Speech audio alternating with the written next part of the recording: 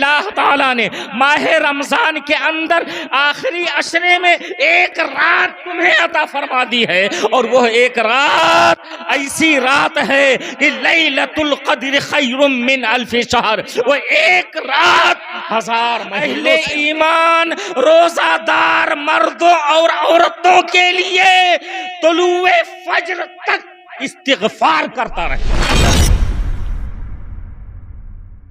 بسم اللہ الرحمن الرحیم۔ اس لیے علماء متاخرین نے اس رات کو یعنی شب قدر کو ایک رات کے اندر متعین فرما دیا اور سب فرمایا کہ 27ویں رات یہی شب قدر ہے، تاکہ آج کے دور کا مسلمان بھی اس پوری رات کو جاگ کر اپنے مولا کو راضی کرنے کی کوشش کرے، نوافل کی کثرت کرے، دعاؤں اور التجاؤں کا اہتمام کرتا ہوا نظر آئے، اجتماعی طور پر بھی وہ سب بیداری کرے اور انفرادی طور پر بھی جاگ کر اپنے رب کی بارگاہ میں سجود نیاز لٹانے کی کوشش کرے، اور یہ ایک رات جاگ کر 1000 مہینوں کی عبادتوں کا ثواب حاصل کرتا ہوا نظر آئے۔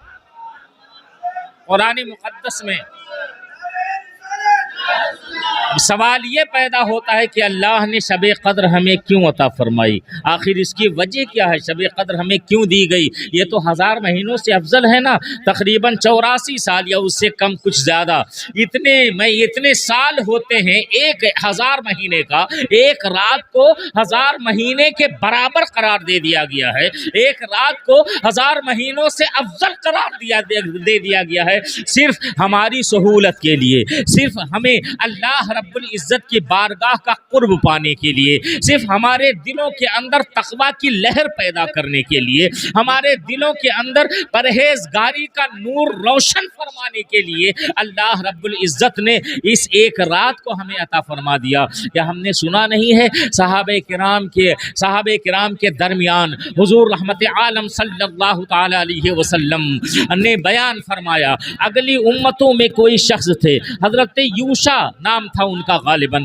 اور ان کے عبادتوں کا تذکرہ رسول کائنات صلی اللہ تعالی علیہ وسلم نے فرمایا، اور صحابہ کے درمیان ارشاد فرمایا، سنو اگلی امتوں میں ایک شخص ایسے ہیں جنہیں جناب یوشع کے نام سے یاد کیا جاتا ہے، اور ان کا حال یہ تھا 1000 مہینے تک، ان کا حال سرکار بیان فرما رہے تھے، ان کا حال یہ تھا 1000 مہینے تک وہ دن میں جہاد کرتے رہے اور رات میں جاگ کر اپنے رب کی عبادت کرتے رہے، اور دن رات کا کوئی بھی ایسا لمحہ 1000 مہینے تک ایسا نہیں تھا جو ایک لمحے کے لیے ان سے کوئی خطا واقع ہوئی ہو، کوئی گناہ ان سے واقع ہوا ہو۔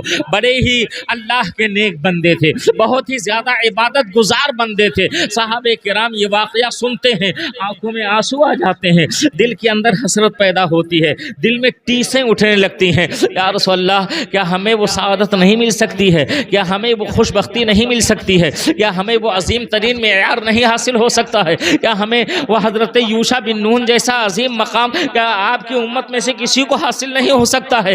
آقا علیہ الصلوۃ والتسلیم نے صحابہ کرام کے دل کی کیفیت کو محسوس فرمایا، اور اس کے بعد حضرت سیدنا جبریل امین علیہ الصلوۃ والتسلیم سورۃ القدر لے کر کے نازل ہوتے ہیں، جس میں اللہ نے ارشاد فرمایا، اے محبوب آپ کو غمزدہ ہونے کی ضرورت نہیں ہے، اپنے غلاموں سے فرما دو انہیں غمگین ہونے کی ضرورت نہیں ہے۔ اللہ تعالیٰ نے ماہ رمضان کے اندر آخری عشرے میں ایک رات تمہیں عطا فرما دی ہے، اور وہ ایک رات ایسی رات ہے کہ لیلۃ القدر خیر من الف شہر، وہ ایک رات 1000 مہینوں سے افضل ہے۔ اس ایک رات میں اگر جگ کر کوئی عبادت کرے، اس ایک رات میں اگر کوئی جاگ کر اپنے مولا کی عبادت کرتا ہوا نظر آئے، اپنا انفعال پیش کرے اپنے رب کی بارگاہ میں، اللہ رب العزت کی بارگاہ میں سجود نیاز اٹھائے، تو اللہ تعالیٰ 1000 مہینے کی عبادت کا ثواب عطا فرمائے گا۔ اگر ہمیں چند سال مل جائیں تو بتاؤ کیا کوئی ایسا بھی ہرما نصیب ہو سکتا ہے جو اس مقدس رات کو چھوڑتا ہوا نظر آئے، اس کو اگنور کرتا ہوا نظر آئے، اسے کیا کوئی نظر انداز بھی کر سکے؟ اتنا زیادہ اسباب اللہ تعالیٰ نے اس ایک رات کے اندر رکھی ہے۔ اور پھر اسی پر بس نہیں ہے، قرآن مقدس کا نزول بھی تو اسی رات میں ہوا ہے۔ انا انزلناہ فی لیلۃ القدر، ہم نے قرآن کو انا انزلناہ، ہم نے اسے شب قدر میں نازل فرمایا، قدر کی رات میں ہم نے نازل فرمایا۔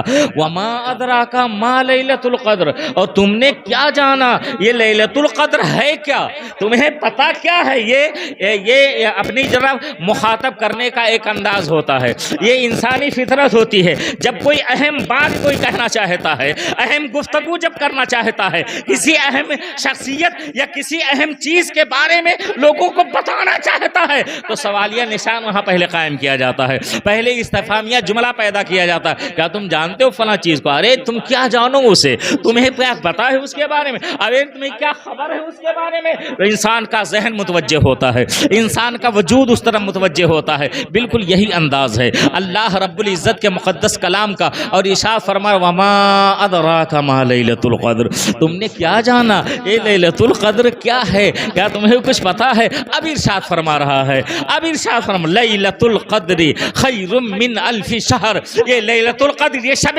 قدر 1000 مہینوں سے افضل ہے۔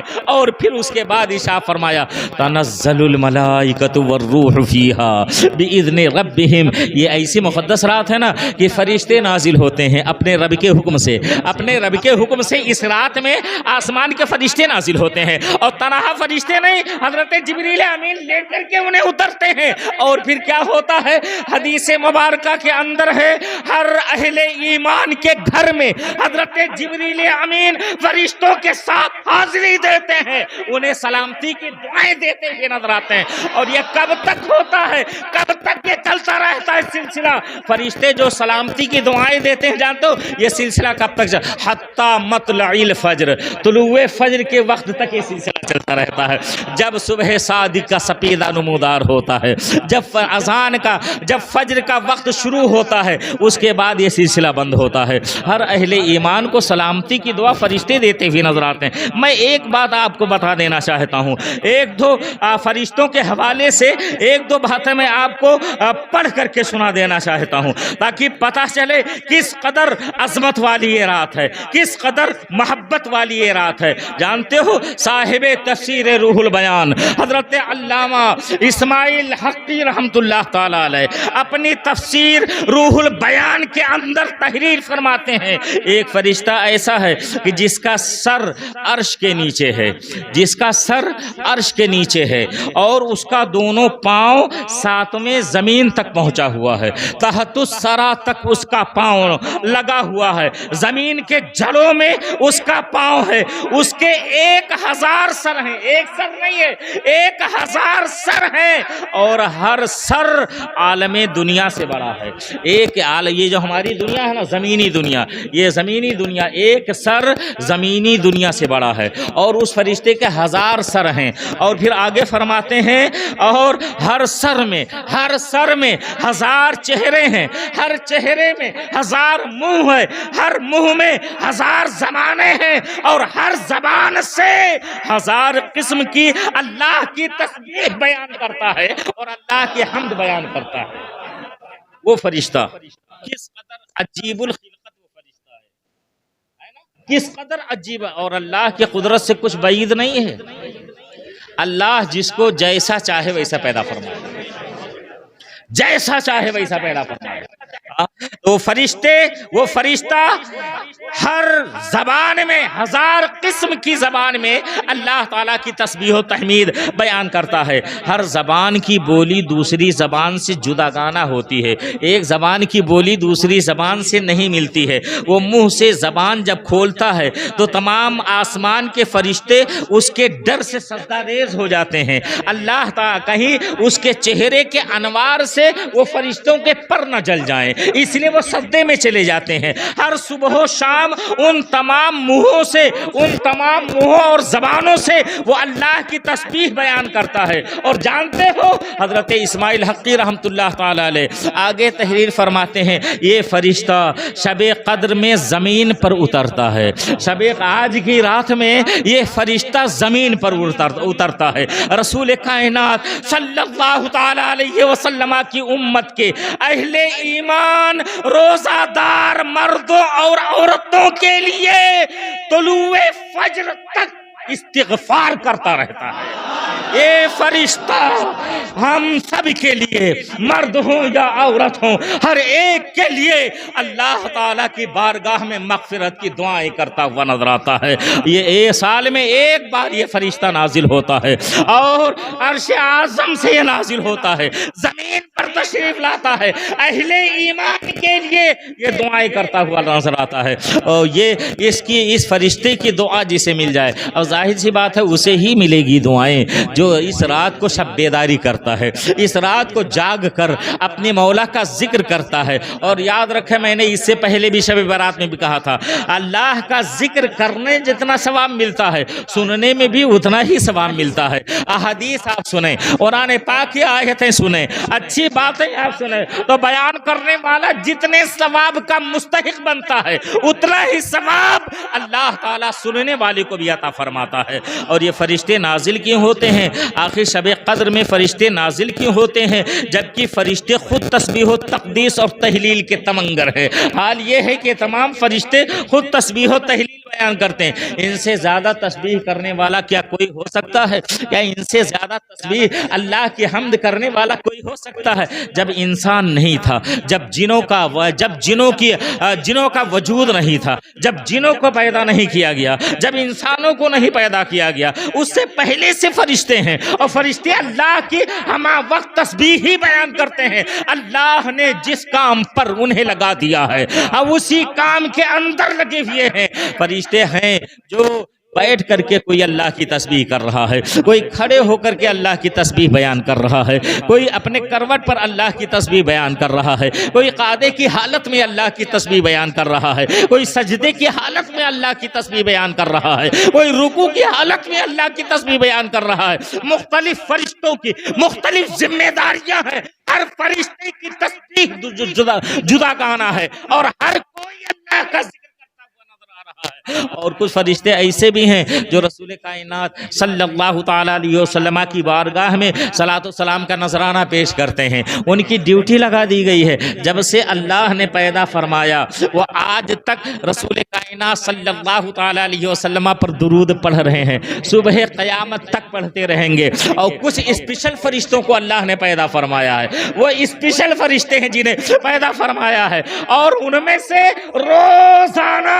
70,000 صبح میں اور 70,000 شام کو بارگاہ رسالت میں حاضری دیتے ہیں۔ اور ایک بار جو فرشتہ بارگاہ مصطفیٰ میں حاضر ہو جائے، روضہ رسول پر حاضر ہو جائے، قیامت تک دوبارہ اسے حاضری کی توفیق نہ ملے گی، حاضری کی اجازت نہ دی جائے گی۔ ایک مرتبہ زندگی میں خالی وہ حاضر ہو سکتا ہے، وہ فجر کے وقت حاضر ہوتا ہے، عصر تک رہتا ہے۔ یہ 70,000 فرشتوں کی جو جماعت ہے نا، یہ فجر کے وقت حاضر ہوتی ہے، عصر کے وقت تک ان کی ڈیوٹی ہوتی ہے، صبح صادق سے لے کر کے عصر تک ان کی ڈیوٹی ہوتی ہے۔ اور اس کے بعد ان فرشتوں کے جانے سے پہلے دوسرا فرشتوں کا گروہ آ جاتا ہے، مزید 70,000 کا، اور پھر عصر سے لے کر کے صبح صادق تک ان کی ڈیوٹی ہوتی ہے۔ ان کا کام کیا ہوتا ہے؟ بس کھڑے ہو کر یا بیٹھ کے، جیسا بھی رب نے فرما دیا ہے۔ اب وہاں تو بیٹھنے کا کوئی چانس ہی نہیں ہے، بارگاہ مصطفیٰ ہے، وہاں بیٹھنا کیسا؟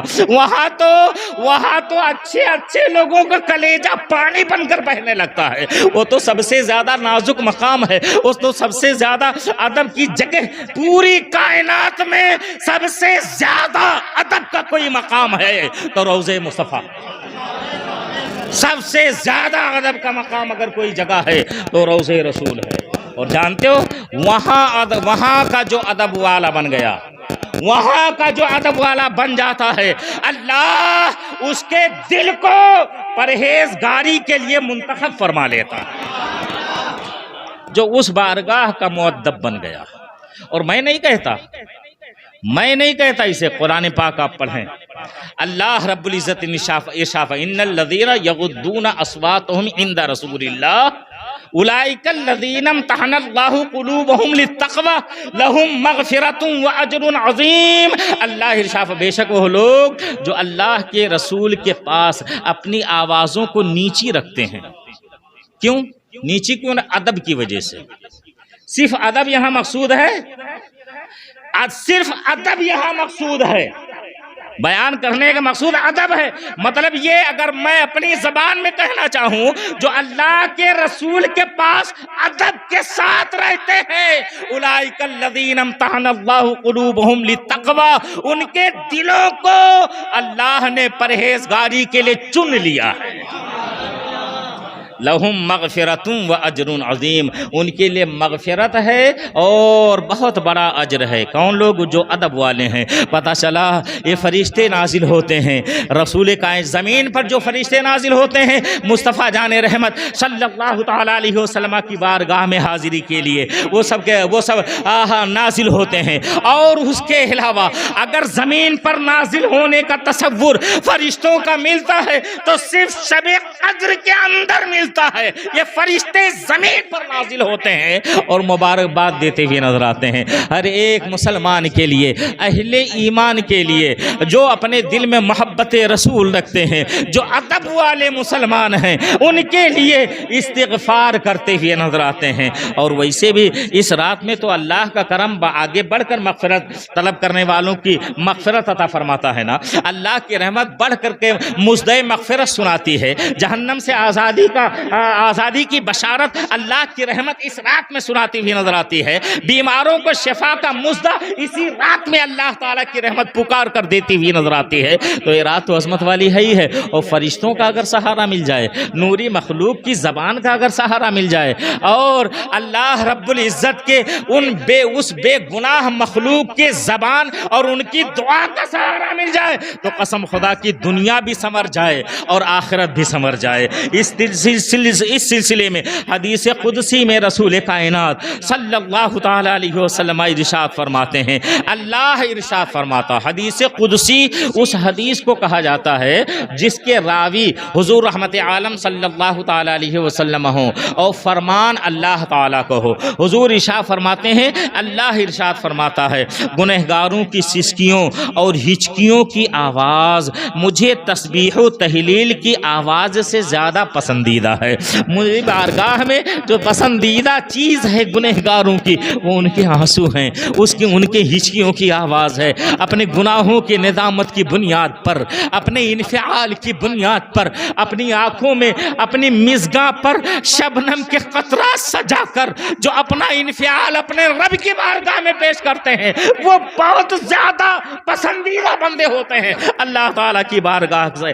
اس لیے فرشتے یاد خدا میں آنسو بہانے والی آنکھوں کو دیکھنے کے لیے اور اللہ کے ڈر سے نکلنے والی آواز آہوں کو سننے کے لیے یہ زمین پر نازل ہوتے ہیں۔ فرشتے ہماری زیارت کو ہمارا چہرہ دیکھنے نہیں آتے ہیں، ہمارے دل کا درد دیکھنے کے لیے آتے ہیں، ہمارے آنکھوں کا آنسو دیکھنے کے لیے حاضر ہوتے ہیں، ہمارے دل کا انفعال دیکھنے کے لیے حاضر ہوتے ہیں، ہمارے دل کے اندر اٹھنے والی ٹیسوں کو ملاحظہ کرنے کے لیے یہ فرشتے زمین پر اترتے ہیں۔ اور پھر جو شخص مناجات کرتا ہوا نظر آتا ہے، جو شخص آہو بکا کرتا ہے، جو شخص ذکر الہی میں مصروف نظر آتا ہے، جو شخص اللہ اور اللہ تعالیٰ کی تسبیح و تہلیل میں مصروف نظر آتا ہے، اسے سلام پیش کرتے ہوئے نظر آتے ہیں۔ سلام ہی حتی مطلع الفجر، اسے سلام کا نذرانہ پیش کیا جاتا ہے۔ فرشتے جس کو سلامتی کا مزدہ سنا دیں، بارہ دنیا کی کون سی طاقت اسے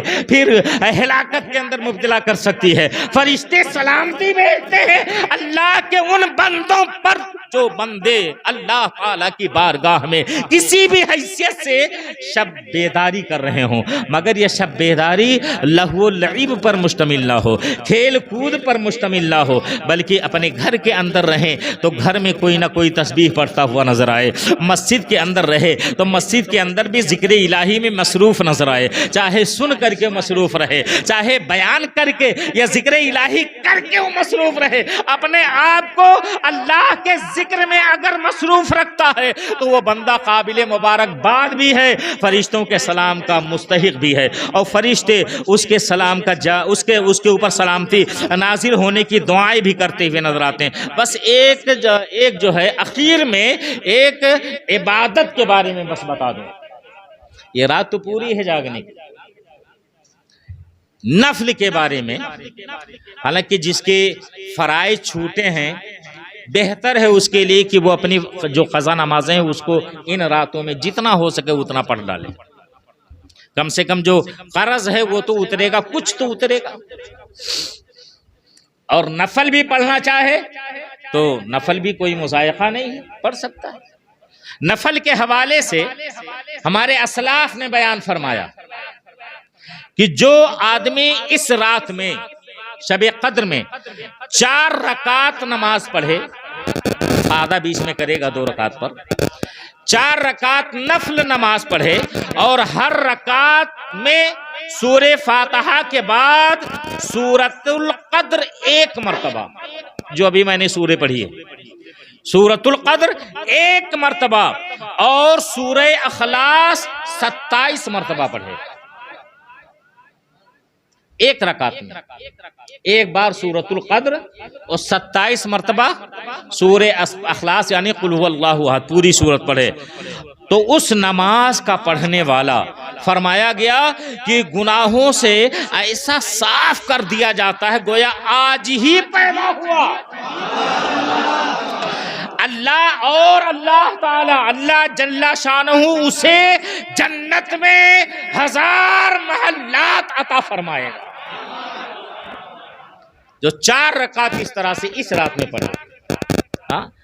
اور ایک اور روایت میں ہے جو کوئی 27ویں رمضان کو 4 رکعت پڑھے اس انداز میں کہ ہر رکعت میں سورہ فاتحہ کے بعد سورۃ القدر 3 مرتبہ، سورۃ القدر وہی انا انزلناہ فی لیلۃ القدر یہ پوری سورہ 3 مرتبہ، اور سورہ اخلاص 50 مرتبہ پڑھے، اور سلام پھیرنے کے بعد سجدے میں جائے، سجدے میں جا کر یہ پڑھے 100 مرتبہ سبحان اللہ والحمد للہ ولا الہ الا اللہ واللہ اکبر. یہ تیسرا کلمہ کا جز ہے، یہ پورا کلمہ جز ہے اس کا، سبحان اللہ والحمد للہ ولا الہ الا اللہ واللہ اکبر. بس 100 مرتبہ سجدے میں جا کر پڑھے. تو فرماتے ہیں ہمارے صوفیاء کرام فرماتے ہیں جو بھی دعا کرے گا، جو بھی مانگے گا، جائز دعا جو بھی کرے گا، اللہ کی بارگاہ میں اس کی دعا فوراً قبول ہو جائے. تو شب قدر میں اللہ رب العزت نے ہمیں یہاں اکٹھا فرمایا. ہماری بڑی خوش نصیبی رہی کہ اب تک ہم نے شب بیداری کی، 1 بجنے کے قریب ہیں. اب تک ہم نعت سنتے رہے. شروع میں ہم نے شروع سے جو یہاں کا لازمی پروگرام تھا اس کو ہم نے سنا. اس کے بعد حضور رحمت عالم صلی اللہ تعالی علیہ وسلم کی بارگاہ میں منظوم خراج ہائے عقیدت پیش کیے گئے. ہم نے اس سے بھی لطف حاصل کیا گیا. تھوڑا سا بیان ہم نے سنا اور بیچ میں ہم نے نہ جانے کتنی بار سبحان اللہ سبحان اللہ سبحان اللہ کا ہم نے جملہ اپنی زبان سے ادا کیا. اور کچھ مرتبہ ہم نے دوران بیان دوران نعت ہم نے اللہ اکبر کی صدائیں بھی بلند کی ہیں، یا رسول اللہ کی صدائیں بھی ہم نے بلند کی ہیں. یقیناً یہ سب کلمات یہ تحسین کے کلمات ہیں، اللہ کی کبریائی کے کلمات ہیں، اللہ کے سبوح و قدوس ہونے کے کلمات ہیں. ہر حرف پر اللہ تعالیٰ نیکیاں عطا فرماتا ہے، ہر حرف پر نیکیاں عطا ہوتی ہیں. اور اس رات میں تو کوئی محروم ہی نہیں رہتا نا، اس رات میں سب معاف کر دیے جاتے ہیں. شب قدر میں ہر ایک جو بندہ دعائیں مانگتا ہے، ام المومنین حضرت سیدہ عائشہ صدیقہ رضی اللہ تعالی عنہ فرماتی کہ میں نے حضور رحمت عالم صلی اللہ تعالی علیہ وسلم سے دریافت کیا، یا رسول اللہ اگر مجھ کو شب قدر معلوم ہو جائے تو میں اس میں کیا کروں؟ ہماری ماں نے ہماری رہنمائی فرمائی. عرض کرتی ہیں یا رسول اللہ اگر شب قدر مجھے پتا چل جائے کہ یہی ہے تو میں کیا کروں؟ تو آقا علیہ السلام نے ارشاد فرمایا یہ دعا پڑھا کرو، اللہم انک عفو تحب العفو فاعف عنا. یا کریم یہ دعا پڑھا کرو. یہ حدیث شریف میں ہے. یہ اس دعا کے بارے میں خاص طور پر اس دعا کے بارے میں ذکر ہے. ماں عائشہ صدیقہ رضی اللہم انک عفو، پڑھیں میرے ساتھ، اللہم انک عفو تحب العفو فاعف عنا یا کریم. یہ ہم دعا کریں جب جی اس میں لکھا نہیں ہے مگر میں کر دیتا ہوں، اتنا پڑھاتا ہوں کہ ترجمہ کر لیتا ہوں. ہاں تو اللہم انک عفو، اے اللہ بے شک تو معاف فرمانے والا.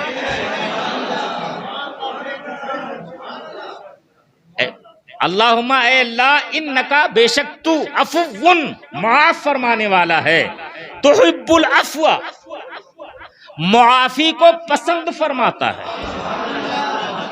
فاعف عنی تو مجھے معاف فرما دے، یا کریم اے کرم کرنے والا، یا فاعف عنا تو ہم کو معاف فرما دے. انی اگر کہا تو مجھ کو معاف فرما دے، انا اگر کہا تو ہم کو معاف فرما دے. سب اس میں شامل ہو گئے ہم کہنے پر. تو یہ ترجمہ اس کا بنتا ہے، اے اللہ تو یقیناً معاف فرمانے والا، انکا عفو تو معاف فرمانے والا ہے، تحب العفو معافی کو پسند فرماتا ہے، فاعف عنا یا کریم تو ہمیں معاف فرما دے اے کرم فرمانے والے.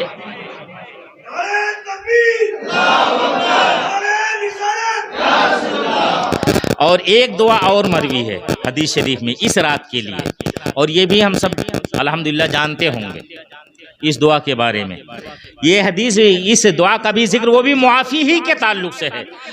اشارہ ہے رسول کائنات صلی اللہ تعالی علیہ وسلم نے اشارہ فرمایا، اس دعا کی طرف بھی اشارہ فرمایا، اللہم انی اسألک العفو والعافیۃ والمعافاۃ فی الدین والدنیا والآخرہ. یہ اس دعا کا بھی ذکر ملتا ہے. اللہم انی اسألک العفو، اے اللہ بے شک میں تجھ سے معافی کا طلبگار ہوں، معافی کا سوال کرتا ہوں، والعافیہ اور عافیت یعنی خیریت کا سوال کرتا ہوں، والمعافات اور آپس میں ایک دوسرے کو معاف کرنے کا سوال کرتا ہوں، دین میں، دنیا میں اور آخرت میں. یہ خوبیاں ہمیں دین میں بھی عطا فرما، دینداری کے معاملے میں بھی ہمارے اندر یہ خوبیاں پیدا فرما، دنیا کے اندر بھی ہمیں یہ خوبیاں عطا فرما، اور اے اللہ آخرت میں بھی ہمیں یہ خوبیاں عطا فرما. یہ اس کا ترجمہ ہوتا ہے. تو احادیث کریمہ کے اندر یہ دعائیں مذکور ہیں، خاص طور پر وہ اوپر والی دعا اللہم انکا عفو تحب العفو فاعف عنا یا کریم. اس دعا کو ہم یاد کر لیں جب ہمیں موقع ملے، چونکہ حدیث شریف کے اندر یہ دعا وارد ہے، اس لیے ہمیں جو ہے اسے یاد کر لینا چاہیے. اور اس رات میں شب قدر میں یا شب برات میں ہمیں موقع مل گیا تو بیٹھ کر 100 مرتبہ 150 جتنا جب ہمیں موقع ملا ہے، تلاوت سے موقع مل گیا، نفل نماز سے ہمیں موقع مل گیا، تو ہمیں ان دعاؤں کو بھی، اس دعا کو بھی پڑھ لینا چاہیے اور دل کی گہرائیوں سے پڑھنا چاہیے. اچھا ہوا جو آپ نے پوچھ لیا کہ اس کا ترجمہ کیا ہوتا ہے، اس لیے کہ ترجمہ جب پتہ رہتا ہے نا اور مفہوم جب معلوم ہوتا ہے تو دل سے دعائیں نکلتی ہوئی نظر آتی ہیں. ویسے تو ہم اور کچھ سمجھتے نہیں ہیں، مگر کم سے کم یہ تو سمجھ لیں کہ اللہ تو یقیناً معاف فرمانے والا ہے، اے اللہ تو معاف کرنے والوں کو پسند فرماتا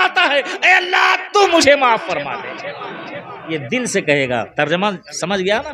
تو اب دل سے دعائیں مانگتا ہے. دل سے جو بات نکلتی ہے وہ اثر رکھتی ہے، پر نہیں طاقت پرواز مگر رکھتی ہے. تو دل سے ہم دعائیں کریں اس رات کی فضیلتیں حاصل کرنے کی، اور اس رات کے اندر اللہ کا انعام خصوصی طور پر جو ہوتا ہے اسے ہم حاصل کرنے کی کوشش کریں. اللہ رب العزت کی بارگاہ میں اپنے لیے، تمام امت مسلمہ کے لیے، اہل ایمان کے لیے، اپنے مرحومین کے لیے، ہم سب کے لیے دعائیں کریں اور اپنے گناہوں کی مغفرت طلب کریں. اور چونکہ شب قدر ہے، آخری عشرے میں ہے، اور یہ آخری عشرہ جہنم سے آزادی کا عشرہ ہے. تو اس کے لیے بھی ہمیں دعا کرنی ہے۔ اللہ ہمیں ان جہنم سے ان بندوں کے اندر شامل فرما لے جنہیں اللہ نے جہنم سے آزادی کا پروانہ عطا فرما دیا۔ اللہ تعالی ہماری بھی مغفرت فرمائے، ہمارے مرحومین کی بھی مغفرت فرمائے، ہمارے آباء و اجداد کی مغفرت فرمائے، اور رب العالمین اس رات کا صدقہ خصوصیت کے ساتھ مولا ہم سب کو عطا فرما، ہمارے اہل و عیال کو عطا فرما، ہمارے عزیز و اقارب کو عطا فرما۔ اور مولا یقیناً تیرا کلام سچا ہے، بلا شبہ ہمارا ایمان ہے، مکمل ایمان ہے مولا، جو تو نے فرما دیا وہ برحق ہے۔ آج کی رات یقیناً فرشتے زمین پر نازل ہوتے ہیں مولا، ان فرشتوں کو ہماری سلامتی کے لیے دعا کرنے والا بنا دے مولا، ان فرشتوں کی سلامتی میں ہمیں بھی شامل فرما لے مولا۔